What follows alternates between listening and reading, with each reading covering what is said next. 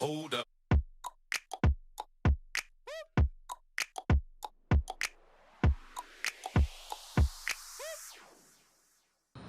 Hope you're having a great day and I hope you had a great weekend. A lot of people out there who are physically sick. They are physically sick, but they are also emotionally sick. We first get emotionally sick before we get physically sick. So part of lifestyle medicine is not just addressing the symptom with more and more drugs. You can't do that. Drugs can save life. I'm talking about the prescribed drugs that can save your life. Take them.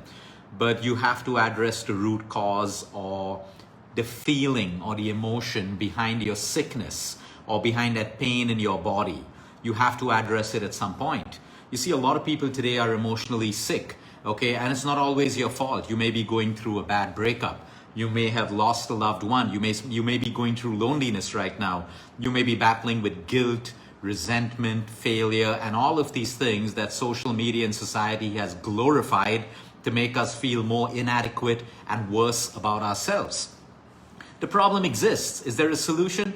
Absolutely yes. So today we're going to focus more and more because we have so many young teenagers and young adults who come to us physically sick, but the emotion behind the physical sickness is the loss of love or loneliness or a breakup or betrayal or all of these issues. So the deeper we go into this, you see, when you're managing emotions, these are sensitive and difficult things because a lot of us may not have gone through these emotions, and a lot of us cannot relate or understand the emotions of the loss of love for someone else. Everyone sees it differently. Some people are resilient. They get out of one relationship and can jump into another. Some of us remain attached into it and it weighs us down and it causes us sickness. But today, I need you to understand exactly what is going on in that brain of yours. When you are going through a breakup or you've lost someone you've loved or someone's rejected you, you need to understand, because if you don't understand, you cannot take action. When we don't take action, we remain stuck in victim mode. And as long as we're in victim mode, we can never get better. We can never progress. We can never move. That's why it's called staying stuck. You stay in the same place every day. Although we know that change is required at every aspect in our life, we stay stuck in victim mode. So let's understand, this is not about you. It's about the chemicals in your brain. It's about a chemical thing. And then above that, there's something that we don't understand, why we fall in love, the mysteries of love, why we get attracted to certain people we would never think we would ever get attracted to. Those are mysteries. We're going to talk about the chemicals involved. Now, when you are in love, why do you feel so good in the beginning? There are two chemical neurotransmitters, dopamine and oxytocin. When you fall in love, it's new love. Dopamine and oxytocin is at its highest. It's at its highest. And this is a reaction to the excitement of the new relationship, the appreciation, the feeling of being wanted, the feeling of being loved. And it is also a result of the physical intimacy that may occur in the beginning of the relationship. Holding hands, hugging, kissing, love-making, sex, whatever it is that you want. All of these things drive dopamine and oxytocin. And that's why at the beginning of every relationship, it's at its highest, and that's why you feel so good. Love makes you blind, like they say, because you just feel it doesn't really make you blind. It just makes you focus on the source that is increasing your dopamine and your oxytocin. That's why you can't see everything else. But when the dopamine and oxytocin starts to fall, you start to see the things that you never really ever saw over and above in that person or in that relationship. But coming back to that point, so in the beginning of your relationship, it's all high. Now we need to understand, that's why they call it the honeymoon period. And everyone knows that the honeymoon period will slowly lose its stimulation after a while. Now why does this happen? Because for dopamine and oxytocin, we require stimulation. We require a source. That source could be the loving words, the hug, the embrace, all the beautiful things that are said in the beginning of that relationship that drives your dopamine and oxytocin and makes you feel so good. Now, there's something called overstimulation. Overstimulation, an example of that is scrolling on social media. Why do we constantly and mindlessly scroll? Because we're stimulated a little bit of dopamine. Now we need more and more and more. So we start scrolling more and more and more, producing more and more and more dopamine. That's an example of overstimulation. When you play games, there are levels. That increases dopamine from level 1. Now I want level 2. Now I want level 3. The same thing in gambling. It all revolves around dopamine production. I want to win more. I won some. Now I want to win a little more. Dopamine. So we produce more and more dopamine. But always remember that we can overstimulate ourselves with dopamine and oxytocin, which means that's why the honeymoon period ends. After a while in every relationship, okay, what used to stimulate us at the beginning of the relationship now slowly fades. This doesn't mean that the love is lost. In an immature relationship, the moment the dopamine and the oxytocin comes down, you begin to think, immature partners begin to think that, oh, the love is less. Okay, and you start fighting with each other. No, it's just that you've been overstimulated and now you need new sources of stimulation. So a mature partner or a mature couple will look for new sources. Like they'll start exploring new hobbies, new passions. They'll start going for hikes together, doing different things that can produce new amounts of dopamine and oxytocin. So you'll explore your bedroom life. Relationships where the lovemaking decreases, obviously the oxytocin and dopamine will also decrease. Now making you think, or one of the partners think that, oh, he or she doesn't love me as much as they love me at the beginning of the relationship. It's mostly your oxytocin and dopamine that has fallen because you've been overstimulated. It's a natural process. All of us get overstimulated. How does a Netflix series work? We watch series 1 and I know you want to watch series 2 immediately and 3. Why? It's dopamine. Because it's a new source, there's a new episode to look forward to that's producing dopamine and the want for you to watch more and more episodes. So an immature couple will decide that, oh, the love is over, our marriage is on the rocks, our relationship is on the rocks, and you start fighting more and more. A mature couple will decide, let's start sourcing new sources that can produce dopamine and oxytocin. So you see, now, immature people will move to sources which are destructive, like alcohol, or drugs, or over-socializing, or overstimulation through shopping.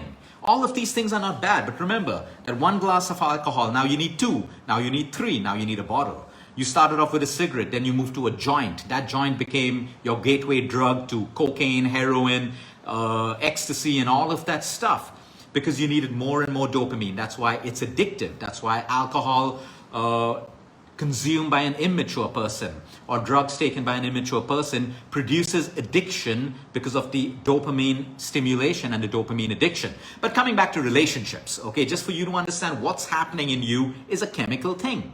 It's a chemical thing.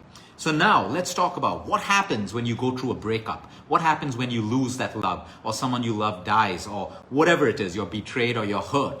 Now understand, okay, that source of dopamine, which were those kind words, the embrace, the sex, the lovemaking, the appreciation, the feeling of being wanted, all of that created neural circuits in your subconscious mind. Your brain has impressed a neural circuit into your subconscious mind. Now the love is no longer there, but the neural circuit is still there. Now a neural circuit or the memory of that love without the dopamine and oxytocin is what makes your void so painful. It makes you crave and want that love more and more. It leaves you with a deficit of the dopamine and serotonin. You still have the impression, the neural circuit in your subconscious mind, but without the chemicals that made you feel so good. So what's happening in your system right now is you're wallowing and going deeper and deeper into your depression, your loss, and all of these emotions that come along with it. It's not wrong. You will go through sadness. You will go through loneliness. You will go through, no one wants to feel unwanted. Okay? But now how do we come out of it? How do we come out of it? Number one, we need to change the neural circuit. We have to replace the old neural circuit, the old memories, with a new one. And we need to create a new source of dopamine and oxytocin. So what do? Like I said, you can go the wrong way and select drugs and alcohol and all of the bad vices that really won't fill your void, but it'll get you into addiction and it will not help you to create a new neural circuit. Or you can move into starting to meet new people, starting to meet new friends, spending more time with loved ones, with family, with good friends who can help you through this situation, okay? By throwing yourself into your work, exercise, a new hobby, a passion, writing, whatever it is, because you want to override the old neural circuit and also create a source of new dopamine and new oxytocin. So remember, it's your old neural circuit or your old impression or that memory of your love minus the oxytocin and minus the dopamine that is making you feel miserable right now. So you're stuck in victim mode, addicted to the old memory circle and addicted to a lack of dopamine and a lack of oxytocin, which makes you feel miserable. Now you need to move out of victim mode and staying stuck into action. Yes, it hurts. Yes, it pains. No one ever said that it's difficult. No one ever said that love only comes with happiness and all the joys of it. Okay, love also comes with the opposite. That's what life is. Life comes with everything, the ups and downs. The sooner we reassure and affirm the fact that everything in life has ups and downs, and we don't enter into love and relationships and everything, or work or goals, thinking that we should only be entitled to the best, the stronger you will be at every aspect of your life. So now, coming back to those neural circuits, we need to override it. We need to change it. You can't just get rid of a bad habit. You need to override it with a good habit. The same thing with a bad thought process or a bad memory. It has to be overridden with a new one that you create. Now, only you can create that. Your psychologist, your psychiatrist, all of your chemical drugs, you may need them, but they can't do the work that you should be doing. You need to do that work. So you need to step out of that victim mode. It's difficult. Yes, I'm with you. It's difficult. And now you need to start creating an extraordinary life so that you override the old memories and you produce new sources of dopamine and oxytocin. It's a chemical thing, like I told you. Yes, it's unfair. It shouldn't have happened. All of that stuff. Now we got to rise above all of that stuff. Unfairness in life is real for everyone, every single person out there. Now we got to rise above that, and we need to move to action. We have to move from victim mode to action, create new sources which are constructive that can produce dopamine and serotonin and GABA and oxytocin. So that's why when you're hurt, you may want a hug of your mom or your dad or a good friend. That's going to produce oxytocin. You're going to feel good. Now you need dopamine.